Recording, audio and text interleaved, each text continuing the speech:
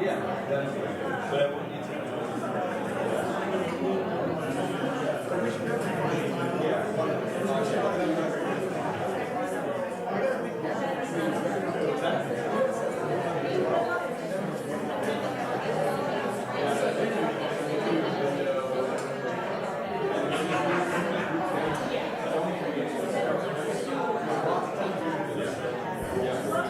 morning. How's everybody doing this sunny Wednesday morning? I'm glad it's sunny. I know. It's been so nice to have the rain, and it's so nice that it is a little bit sunny this morning. So I read a quote that said the definition of entrepreneurship is someone who will build the parachute as the plane is falling from the sky, and that really resonated. And also something that said entrepreneurship has a way of exposing all of the things about you, whether it be your strengths, your weaknesses, even your like kind of childhood trauma, whether it be scarcity or all sorts of things. Like for me, I'm really good at systems, but I kind of like to hold on to control, and so that makes it hard for me to delegate. If you can all take out your phones right now and scan the QR code, we'd really appreciate it. So we are really lucky to have Matthew Abrams here tonight, who's going to speak to all of that, but on an organizational level. When you start a business, it becomes its own kind of entity with its own personality, its own things that it soars at, and things to get better. They say that's why entrepreneurs are obsessed with self-improvement books. I don't know I don't personally do this, but does anybody do a cold plunge in the morning? There we go. There, I had to see it. I had to see it in action. All right, well, our mission here at 1 Million Cups is to lower the barrier of access to education, resources, and connection for all types of new and aspiring entrepreneurs throughout the U.S. I want to give a big shout out to our organizers. We have the most incredible team. I'm Erica Como. We have Britt and Tyler Powell who do all of our marketing. Bill McKinnon, Bill, raise your hand. Pramila is right over there. She does a lot with our marketing too, which is amazing. Stephanie Tamata, she does our slideshow and a few other things. Siobhan Robinson, who will MC sometimes. Sean Como, who does stuff on the back end. Brian Hickey, who is our all-star back in the corner, and he is recording onto 3 cameras. He's putting it up onto YouTube, and he is looking for a successor here as a volunteer. So if you have skills in this department or want to learn, and that's actually something where we're looking for some help in terms of volunteership. Wait. Yes, keep going. Oh my gosh, I made a new word. And then, of course, the cutest couple in the whole entire U.S., Paula and Ray. We just adore them. All right, so we're going to do the thing like we always do. How many of you, is it your first time coming? Yay! We're glad you're here. And I have to give a shout out to Kim Vogel, who is our regional rep for 1 Million Cups, who flew all the way here to join us this morning. And she's working with us on the summit and all sorts of things, and we're looking forward to what she is bringing to the Kaufman table in the future. Let's go. Thank you, Kim, for being here. Anyways, when it gets to the Q&A part after Matthew presents, you're going to raise your hand. We're going to bring you a microphone. You're going to say your name, because that's how we build community. And then we're going to keep it going. And if you didn't park in the back, just know there's always parking back there, and we love it when you bring your own mug. All right, without further ado, we'd like to welcome to the stage Matthew Abrams. All right. Thank you. Thank you, Erica. And can we have a round of applause for all the amazing humans that work to make this happen week over week? Thank you all. Appreciate it. Raise your hand if you identify as an entrepreneur. Okay. I am obsessed with serving you. This has always been something that has been near and dear to my heart, and as time has gone on, it has become more meaningful and significant, and honestly, I've gotten a little bit better at it. So I'm excited to share that with you. So I'm going to talk with you today about something called G-Corp, which is shorthand for Genius Corporation. That will make more sense in a minute. Genius corporations, or G-Corps, are really human-centered workplaces, and I see this becoming more and more critical as we move deeper and deeper into a world of AI. So I'm going to share a little bit about me. How did I get here? The problem that I see us at the precipice of stepping into, and then the solution, right? That's what we do as entrepreneurs. We solve problems. Then the business model, and then really where I am right now with this business and the plan to scale it, and then ultimately world domination.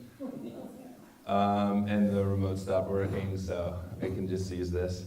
Oh, there we go. Start it to scale, and then I obviously want to hear from you. This is a pretty new idea, so I love that. I was talking with Craig before to be able to come here and have like a half-baked idea and be like, where do we bake it, or do we throw it in the garbage? I'm open to that too. All right, so my story, I started a business in my late 20s, probably almost 20 years ago, and it started off really great, and then it failed.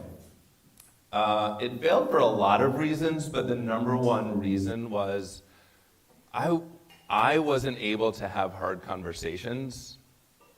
We as a team weren't able to have hard conversations. We were taking care of each other, we were protecting each other, but we weren't saying what needed to be said when it needed to be said, and it led to a lot of friction and ultimately the demise of the business.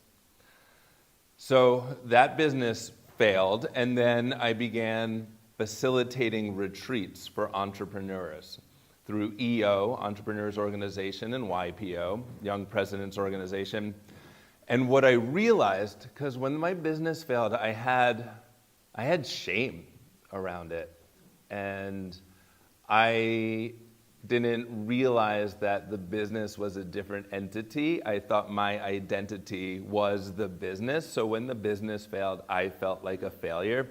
And I was like, it really hit me hard. And it took me a while to kind of reorganize and reorient myself around my self-worth. And what really helped me was leading and designing retreats for groups of entrepreneurs where, I don't know if you know EO and YPO, but these are groups, they meet once a month, they support each other in business and personal and spiritual, etc. But once a year, they get together and they go deep. And they bring in a facilitator to design and facilitate that experience. And I realized as they were being really raw and vulnerable and intimate that, like you said, so many of us have this like childhood trauma in some capacity. I mean, just being alive in this world, we have trauma. But as entrepreneurs, so many of us become entrepreneurs because we have this trauma. And it's how we elevate up. It's this early promotion that happens with entrepreneurs. So until we look at that, we continue to replicate the patterns, and we think that they're helping us get to where we need to be, but they're really not. They're really this kind of like core dysfunction. So I was seeing this happen with all these other entrepreneurs, so it helped me a little bit because I realized, oh, I'm not the only one, and that made me feel better. But I saw this need presenting time and time again. People were not being authentic in the most important relationships of their lives. And then I became an EOS coach or an implementer. Raise your hand if you know what EOS is.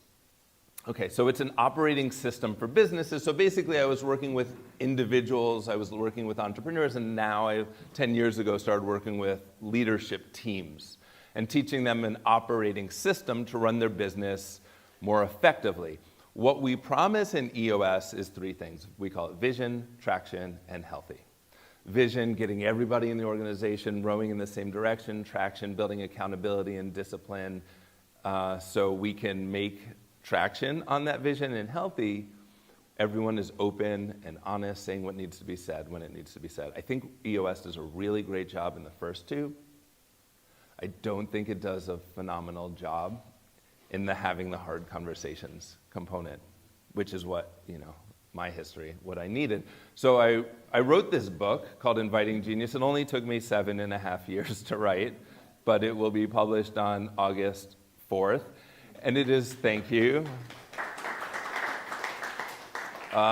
It is really about being authentic, being real, getting uncomfortable, saying hard things to people that we really care about because we really care about them. Not talking around it, but saying exactly what needs to be said, to whom it needs to be said, when it needs to be said. So this is what I often see. This was created, it was adopted by the economist Albert Hirschman, created by Adam Grant, who I'm sure many of you know. But this really encapsulates everything that I exist for. There are 4 quadrants here. You'll see in the top left, we have voice. This is what we want. In an organization, we want everybody to feel like they have a voice. Their voice matters. We can't do what we need to do unless you have your voice and you're using it, right? So that is tragically rare. I've worked with 80 companies, and this happens consistently like 5% of the time. Sometimes it happens within these companies, but not consistently. So what often happens is we have these people on the teams in the company that really care about the work, but don't feel like they have a voice, so they drop down into that persist quadrant. They show up every morning, they do their work, they work really hard. That is unsustainable. Over time, they will go into one of these 2 quadrants on the right. One is neglect. That is what you have probably heard as quiet quitting. They show up, they do as little as needs to be done just to get their paycheck. And then, or they exit. Exit is actually much better than neglect. So I was just thinking, like, how important it is for us to have our voice. This is what I didn't have in the company that I started. And it was painful. It was painful. It's not just the company doesn't perform better and well, which is true, but we spend the majority of our lives at work. And if we don't feel like we can be authentically us, and have a voice and use that voice and like be celebrated for using that voice, what's the point? So that's why I'm doing what I'm doing here. I don't know where to point this thing. So contextually, we're amid a transition, probably a transformation from this information economy to a connection economy. The quality and caliber and the efficacy of all of us to have real connection and real conversations with each other is only going to dramatically increase as we move into the future. The problem is we don't have a comprehensive benchmark for what does that look like in an organization. And I want to illustrate this, love that, through a company called Klarna. You may have heard this, Swedish-based company. They're a money app. Phenomenal, fascinating what they have done over the past 3 years. So from 2022 to 2025, they have doubled their revenue and halved. Thank you. I've done this before, I promise. They've doubled their revenue and halved their talent. So 107% growth in revenue over the past 3 years, and I think it's a 47% decrease in headcount. This is just the beginning. We are seeing companies that are 1,000 people that will be 50 people leveraging AI. So I just want you to think about the criticality of those 50 people that used to be 1,000 people. Their ability to show up authentically, to communicate authentically and effectively with one another is going to dramatically increase into the future. So that's what this G-Corp is all about. So it's a new category that helps us understand what is an extraordinary workplace of the future. It's a couple things. One is it's a certification. So it helps organizations understand what does it look like to be an extraordinary workplace of the future. And then it's also a transformation framework, so they understand where they are, they understand where they need to be, and then there's an intervention. So we take them along this journey, going from wherever they are to becoming a transformative workplace, an extraordinary workplace. We've based it on these 6 pillars, and I believe that these are the most critical things as we move into the future, that companies are creating the conditions that are upholding and celebrating. So we have conflict fluency.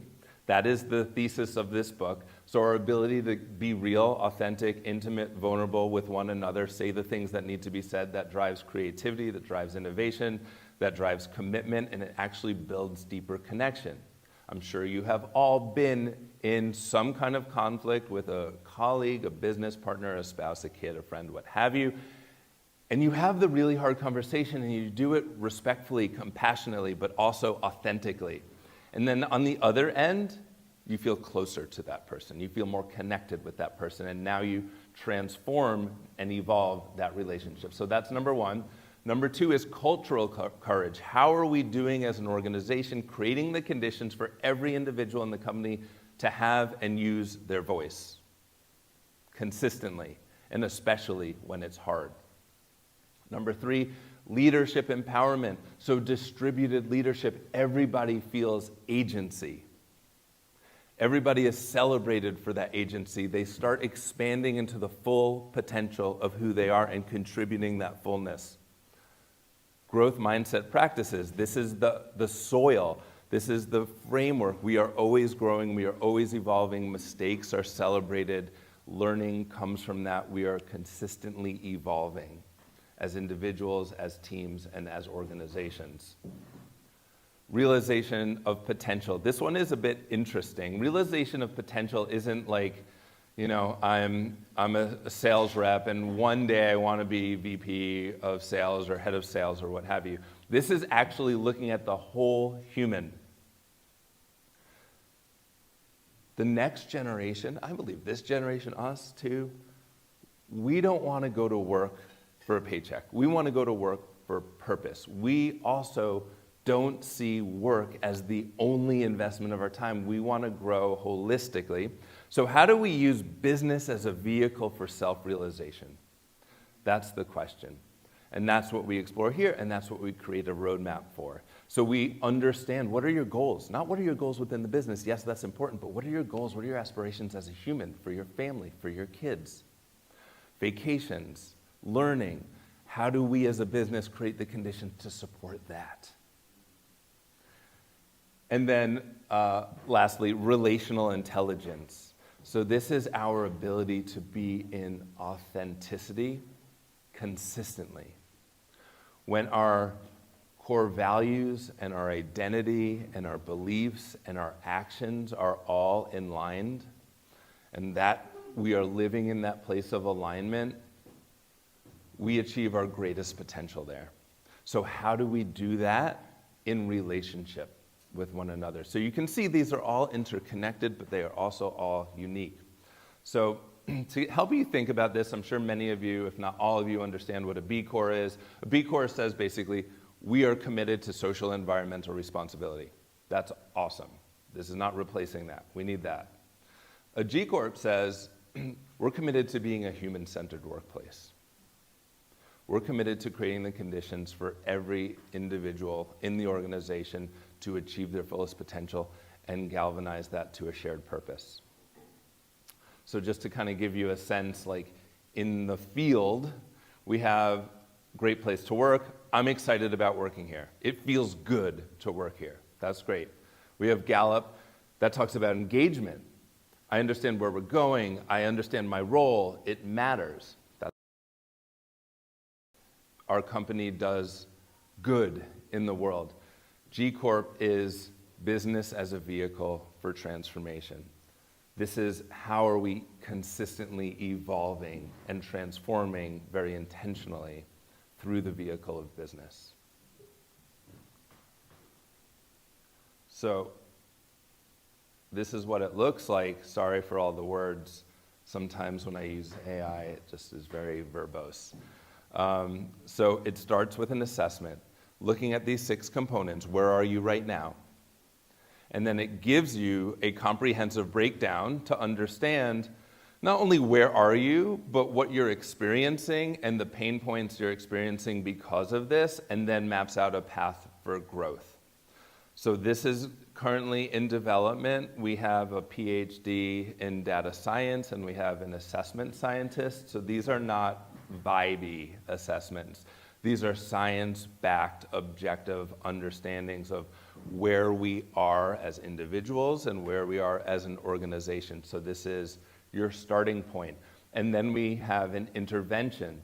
So we see where we are in these 6 components, and then through workshops and coaching over a year-long journey, we level up in these 6 components, and then we reassess. And there are 3 different tiers of certification, G-Corp certification, that you can achieve.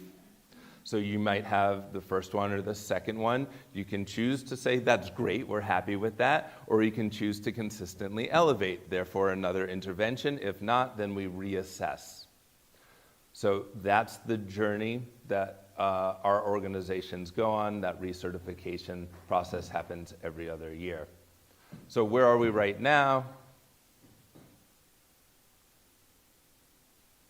So there are 3 companies, 3 pilot companies that we're creating this for, and we're actually creating it with them. There's this saying, don't do something for me without me. In the startup world, that's really, really important. That was a big mistake from my first business, one of the many, but really doing this with them. Their 10-year target as an organization, this is a parent company, they have 2 business units, is to create the future extraordinary workplace. So I said, hey y'all, like I'm doing this thing, you're doing that thing, should we do this thing together? And they were like, heck yeah. So these 3 companies, K2 Share, K2 United, and CareerSafe, collectively they're about 300 employees, and we're starting to build these assessments for them, and then deploy them, and then do the interpretation, and then do the intervention, and do the retest. So we're in the proof of concept phase. Also, the next step in the startup is, we might want to get a new battery for this bad boy. Can I just push the button here? You can push the button. Okay. Is over the past 10 years, I've been working in the EOS community. 5 years ago, they asked me to train new EOS implementers. 2 years ago, I joined the leadership team. So I'm a well-respected person among 900 other business coaches, EOS coaches. Each of those coaches has average of 12 clients, 12 companies that they work with. So we're starting to build awareness within the community about this. Remember, EOS is really good at vision and traction, not so much on the healthy. So this is a really natural pairing with EOS. So you build the kind of foundation and the operating system, and then once you have the blocking and tackling in place, you have that foundation in place, then how do we really unleash the potential of the humans? So last slide here, not really last slide, but last content slide, is this is the journey, this is the flywheel. So here we are, startup, book is coming out on August 4th. There's another book that's going to be coming out in 24 months, which is a parable of a company going through this transformation, right? So then there's keynote speaking, so I'm going to speak to target market clients, potential clients about this work. And then case studies. So we'll have and talk about and actually have them talk about the transformation. Before we started on this journey, it felt like this. And now it feels like this. And just really helping people understand what does this transformation not only look like, but feel like. And then referrals, so as we get clients and it works and we develop value and just demonstrate value, referrals. And then partnerships. And then networks. So, networks with communities of HR representatives, continuing with EO and YPO and EOS and getting the word out around what it is that we're doing. So that's the journey. Let me pause there. That's it. Thank you so much for listening. I really appreciate it. As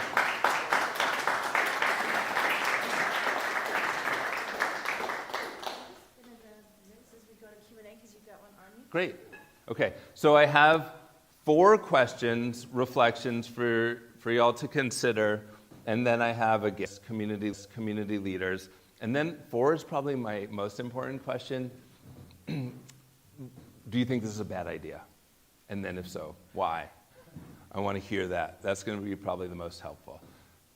Yeah, go ahead. And just grab the mic. So as soon as you said, do you think this is going to be a bad idea, I raised my hand. And Great. And here's why I think that, can you guys hear me? Yes. Okay, so my name is Cam, and as you had alluded to, I'm an entrepreneur, and I love personal development. And if anyone's read any personal development around business, there's a lot of talk around how we need to have business that is more, some of the ideas that you're presenting. Mm-hmm.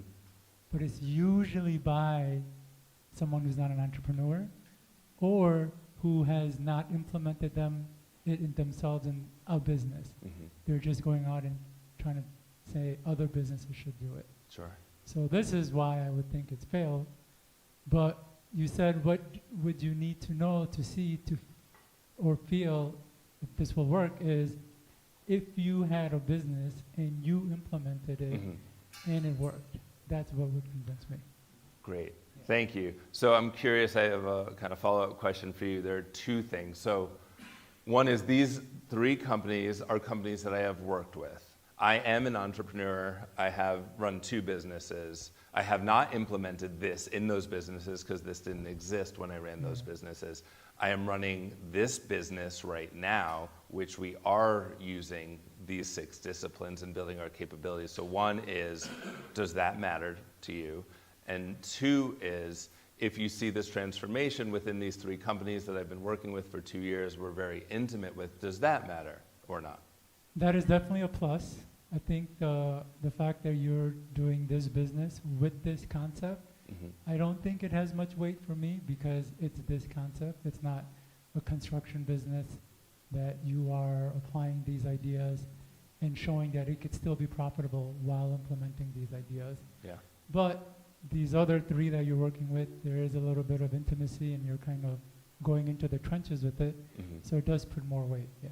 Okay, so I think what I'm hearing you say is if there's a couple other things, which I think we check those boxes, but if there was a construction company, whatever, 80 employees, they were varying degrees of dysfunctional, and then we went in for this 1-year journey, and they had that significant transformation, that would be very helpful. And they were still profitable, yeah. And they were more profitable. Well, that would be more impressive, yeah. Right, Yeah. great, thank you. Thank you. Appreciate it, great question. Let me gather my question because there's too. Hello. Yep, we got There's too you. many of them. My name is Bhagavan. Like this. Hello. So, for the first question, what would I need to know? So, I've been an entrepreneur.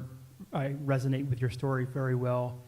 I did work with a company that had AWS and helped implemented it for a tiny bit. What I would need to know is, I guess, 2 things. One is you're creating somewhat like a consulting business that helps other businesses, right? I feel like as entrepreneurs, or I'm going to speak for myself as an entrepreneur, I feel like that's what I'm great at. But how do you hold a structure yourself if you haven't implemented this in your business? Because again, what I saw when everybody said self-growth, we've read all the books, we've done all the things, we've tried it again, we've tried the system, and then it didn't work for our own thing, but it worked for us to help somebody else with. Yeah. Right? I just realized this past 2 weeks that, that's a benefit that entrepreneurs can do, or at least that I can do, Right. if I look at it at that way. So what I'm wondering for you is, how do you know that this is definitely going to work if, as an entrepreneur, maybe you've had trouble putting the system in your own business, and who are you going to bring in to help you support that structure or hold the structure for you? Okay, so many great questions. I don't know that this is definitely going to work. you brought up an interesting point about EOS and like kind of, I don't know, my words, not yours, but like dipping your toes in EOS. There are two things that are really important with this, because I agree with you. I've seen so many businesses try to self-implement EOS and many other things. That's just the world that I know. And it inevitably is lukewarm at best, right?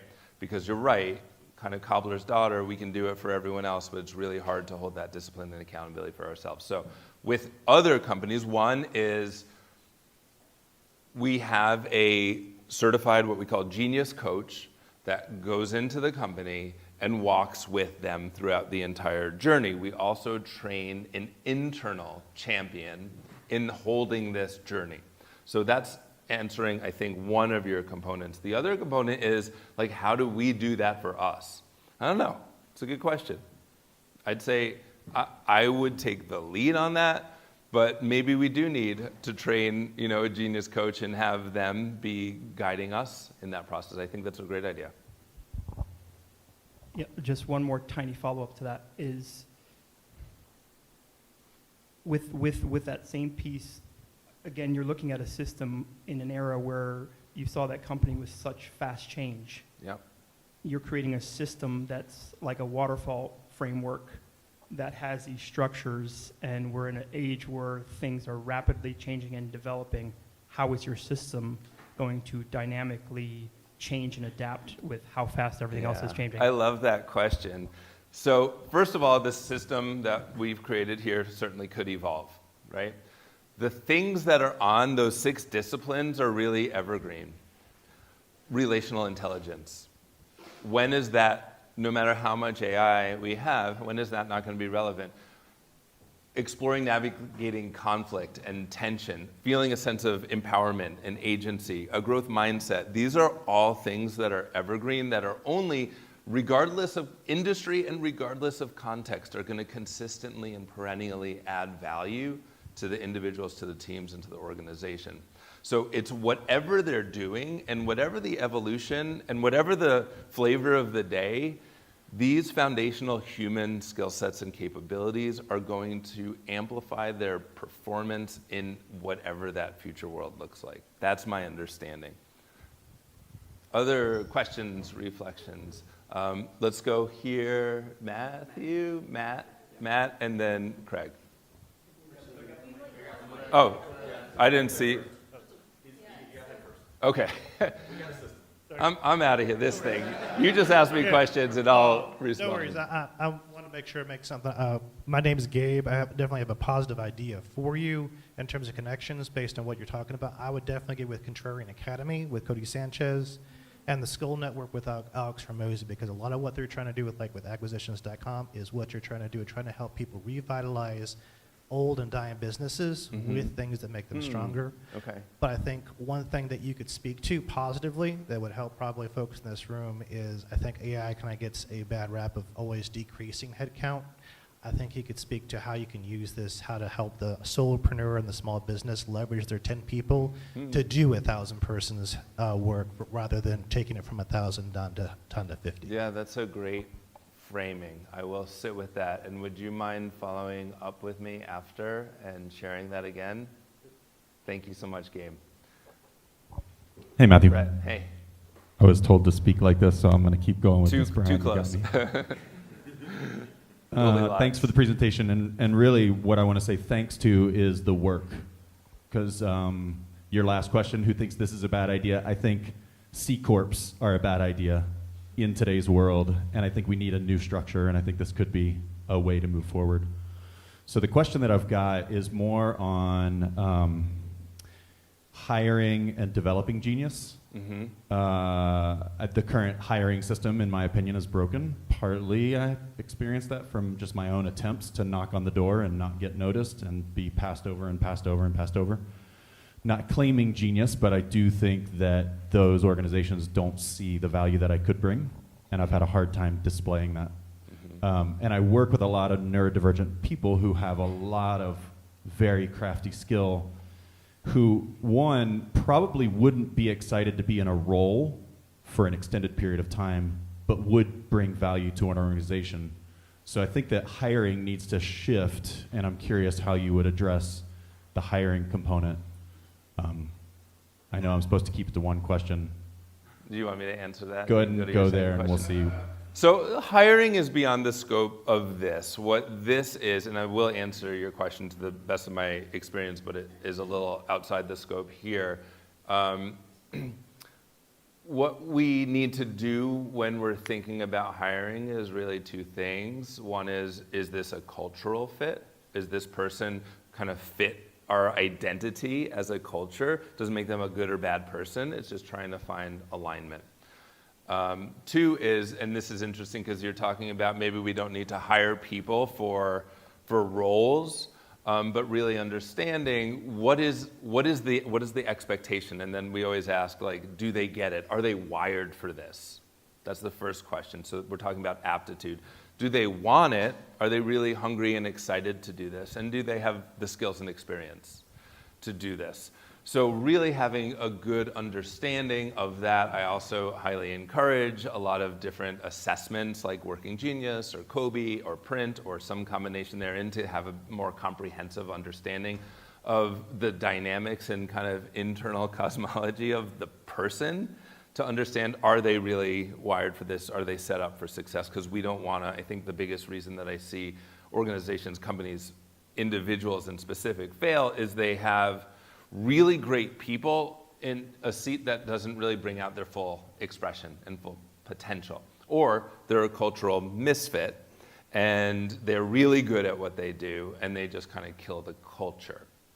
So as far as hiring, I don't know if there would be anything beyond the scope of that, but this work will be really valuable when it comes to talent retention and talent acquisition, because people will feel valued. They will know, oh, this is a G-Corp company. That matters. I understand, I know what the I'm going to have here. So that's one. But as far as like neurodivergent and we were talking before about being hired for roles or being more agile, I think, as companies evolve, there is going to be more of a need for that fluidity. So I don't know if that speaks exactly to the hiring process, but the need for the folks that you're talking to. We'll come back to you if we want to do your second question. Yes, back to you, Matt. My name's Matt. I'm a visitor today, so Welcome. it's a great group, I can tell. So I think at the beginning you alluded to the fact that maybe this was geared toward business owners who were bringing on Gen Z and trying to get Gen Z specifically dialed in.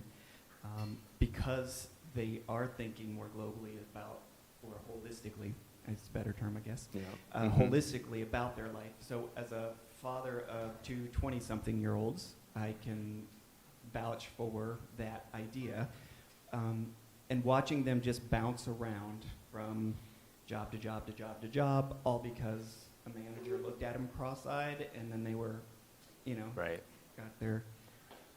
Anyway, Understood. and so they just bounce and off they go to the next one, and without any real buy-in to the organization, right? So I guess my question to you is this more geared toward business owners who are trying to incorporate and bring in the Gen Z, maybe younger millennials, and give them some buy-in to the organization? Yeah. And if that's not your thinking, then maybe, It should be. It should be, or... Yeah, so primarily that would be a secondary reason. Primarily, we have business owners, entrepreneurs that really believe in what they're doing and actually genuinely care so much about their people. They just don't know how to transform the organization, elevate the organization into the future. All they're focused on is what AI tool, what AI app, an AI consultant. And I'm concerned they're going to throw out the baby in the bathwater. It's such a terrible expression. But that's my concern. And I think over time, they will feel that pain more and more acutely. But right now, we're at that inflection point. I think secondarily, your point is super valid, and I have thought about that, in that I mean, all of us, but especially the Gen Zs and Gen Alphas, are gonna want purpose. I mean, we all want purpose. I think that, to your point, it's like, it's gonna be really hard to attract top talent. More difficult is retaining top talent. So if we can attract them because of something like this, but then we can retain them when the flavor of the day is like, oh, I want to go over here. Oh, I'm ready to do this thing. And because the cost involved in bringing on someone, onboarding them, training them, and then ultimately replacing them 12 months into the future is really high. And not only just a cost in the training, but the impact in all the interdependencies of that seat. So I'd say yes, but secondarily. Greg. Hello, Hi. my name is Craig McCanch, and I have a suggestion and a question. Great. Suggestion is, first of all, I totally believe that with the growth of artificial intelligence, workplaces will shrink. And some will grow, but the big ones, like you said, Klarna, they're going to shrink. So one suggestion might be to potentially frame how you talk to those types of clients, the larger clients, Yeah. of how to select those people that stay versus those that they want to let go. That's interesting. So yeah. if they fit more in this cultural G-Corp. G-Corp, Yeah. then they would be the ones that they would look to keep and train and integrate more. If they don't fall into that world, maybe Right. not. So just a thought of That's how a great idea. to Yeah, it's like to a push it filtration into- yeah. process. The question is, it's maybe too long to answer, but because I know only two parts of it now. You train somebody internally as their champion, Yep. and then you install a person that's part of your organization to work with them. Yep. What do they do for the year? So first of all, thank you. Great point and great question. This is really in development right now. The working thesis is there's six different day-long trainings with managers and mid-managers on each of these different components. Then there's coaching and reflection tools and integration tools that they're using throughout. So it models the process of EOS, because I know that works. It's worked for 35,000 companies. So it's modeling that with a couple amendments. And it's a year-long process, and then there's a lighter lift, and more maintenance and evolution in year 2. But that's really a working plan. Totally. I'm gonna hold that loosely. But yeah, coaching, in-person workshops, virtual, and then kind of like take home in the business working tools. The organization would assign people throughout their company that kind of adopt the principles that they would. That's right. They'd be these internal champions. Yeah. Yep. You just go. All day as a facilitator, I'm always like, who has something, who's next, you go. But I can gladly delegate that. Yes. Hi, my name is Wilko. And for me, the key to success is the way you measure, right? There's this famous saying, you get what you measure. Mm-hmm. Right? What gets measured gets done. Yep. Right. So if you don't get the measurements right, if they're not accurate, you kind of go off in the wrong direction, right? You don't really go where you want to be, right? So what are some examples of metrics you would use? I don't know. What I know is that we have 2 highly talented, highly experienced PhD data scientists and someone that has 15 years of assessment science, because there are so many assessments out there that give you like a vibe.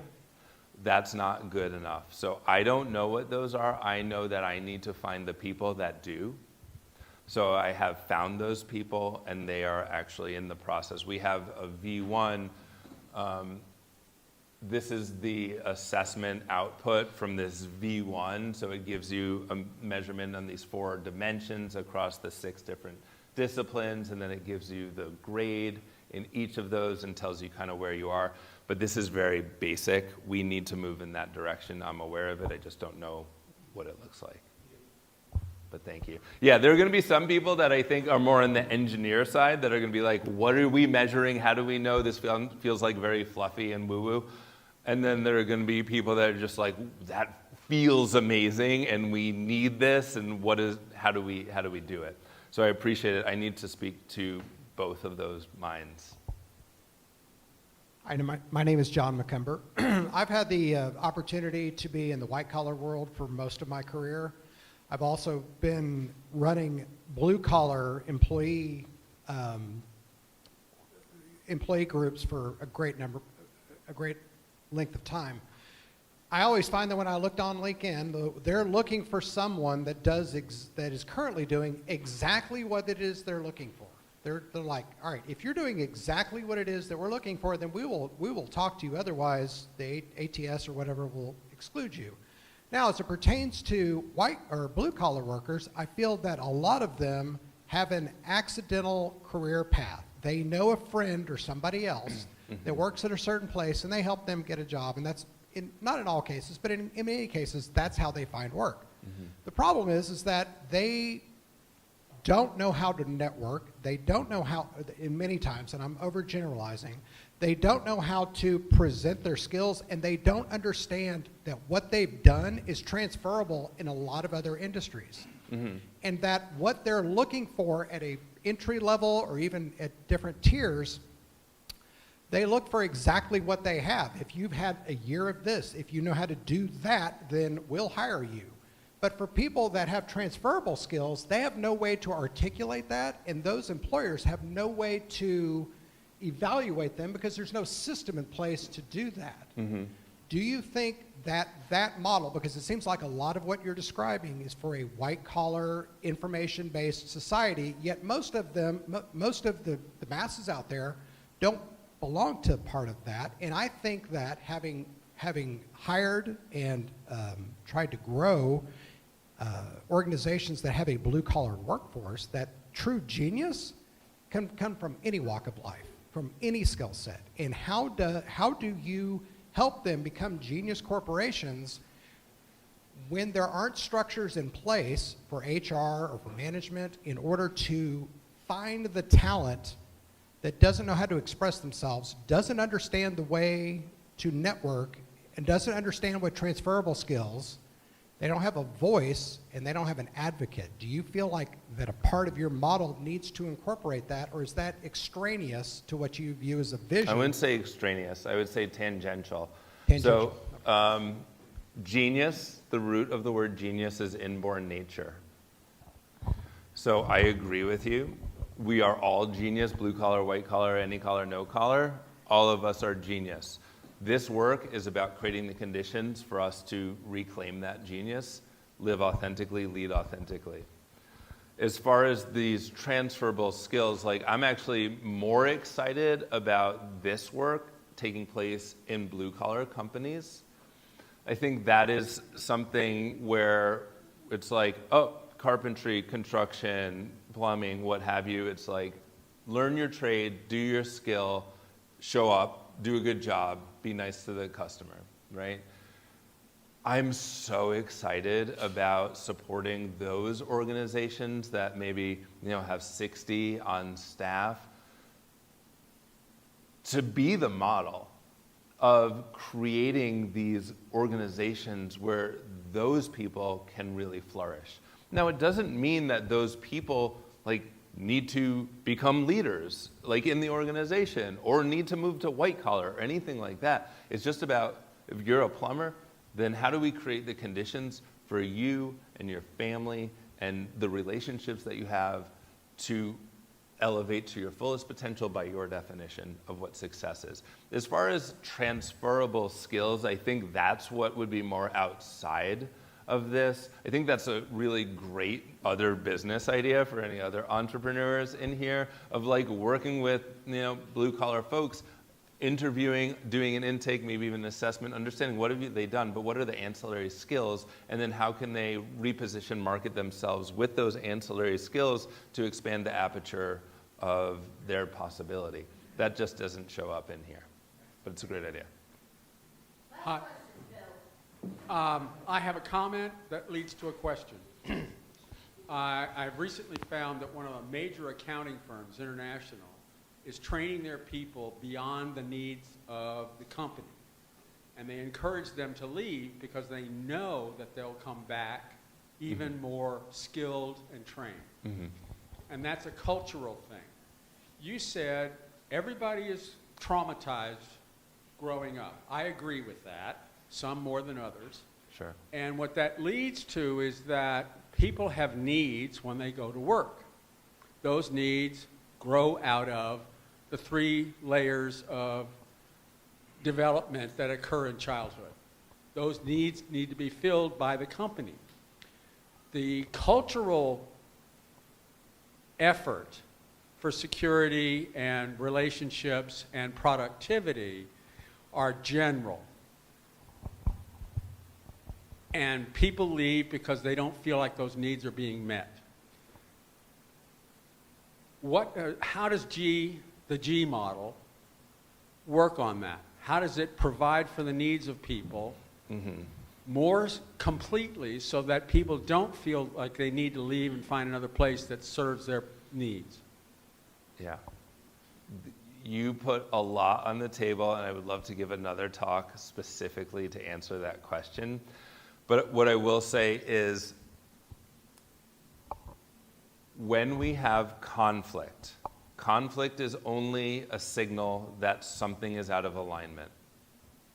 So when we have conflict, we need to understand what our needs are. We're in conflict because we have a foundational need that's not being met. That need may be real, or it may be a story that's tied to our identity from this childhood trauma. When we have the conflict and we have productive conflict, and I do not have enough time to go into what is productive conflict, but it's simplified, we're honoring the relationship and the task at the same time. When we do that and do that effectively, I get my need met, you get your need met, we innovate, and that problem is resolved into perpetuity. That's great. What's better is when we use that conflict, reflect on that conflict, understand where are our beliefs and our stories, that our identity is the foundation. One step up is our beliefs. Then we have our stories, our thoughts, and our actions. So when we're only looking at stories, thoughts, and actions, nothing is changing. But when we can get down to identity and belief, we can have conflict, understand what was the story I was telling myself, what is the belief that that story is tied to, is that belief inherited? Is that belief created to protect me from something that probably happened 30 years ago? If it is, then we can rewire that belief.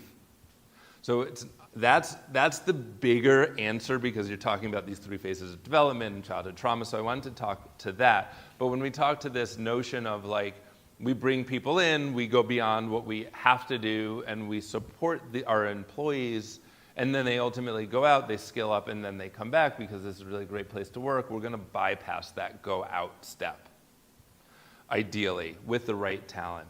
So we'll create those conditions for them to feel a sense of empowerment, for them to understand, this is where I am, this is where I want to be as an individual in my life, this is what success means to me, and consistently reflect and evolve on that. And then the organization creates the conditions for them to level up in that evolution. They're building better relationships at home because they're learning about, what does relational intelligence mean? How do I show up authentically with myself and with my kid? You know, all of these different elements are created to enable a human to flourish. And when we can do that as an organization, that can be a model that cascades out into families, into communities, into politics, et cetera. That's the ultimate vision. 10 million people living with greater authenticity and integrity over the next 10 years. That's my 10-year mission. So what you're saying is a great question. I believe that what we're creating here, albeit early and we'll make a lot of mistakes, but that's where we'll get to. Let's put our hands together for Matthew. Thank you. Oh, one more thing. Just Oh, yes, the book. if you want a free copy of the book, I would love to support our local entrepreneurial community.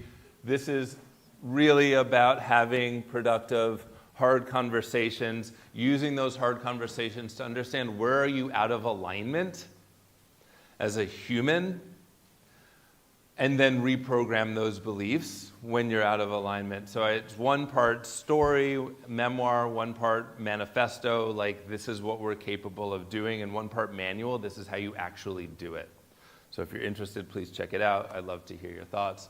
So that's that. And then if you just go to the next slide, if anyone wants to be in touch, I would love to hear from you. And there's a URL to the forthcoming book. Okay, thank you. I'm done. Yay! That was really inspiring. And I got to say, Matthew, I appreciate you like opening up with vulnerability at the end. Like, do you think this will work? That is like amazing. Nobody does that. I just have to say, for, I don't know, how many 1 million cups have we done? Like 200? I don't know. No one does that. And that was really, really cool. Thanks. Like, very, very cool. Oh, here we are. All right, big shout out. We have Charlie and Troy Ball, who generously donate the space each week, Hatch Co-working, Mountain BizWorks, Pisca Fund, NC Idea, Patrick O'Kane with EOS Entrepreneurial Systems, the Hatch Foundation, Baird, the Brookshire Garside Group, ERC Broadband, Brick Creative, Dynamite Coffee Roasting, Broadbeam Live Media, that's Brian back there in the corner, amazing, Western Carolina University, and SCORE. All right, coming up next week, we have neuroprogeny, which is pretty cool. So this is like almost like a VR sort of like therapy at home sort of thing. Has anybody like heard of like the theta brain state?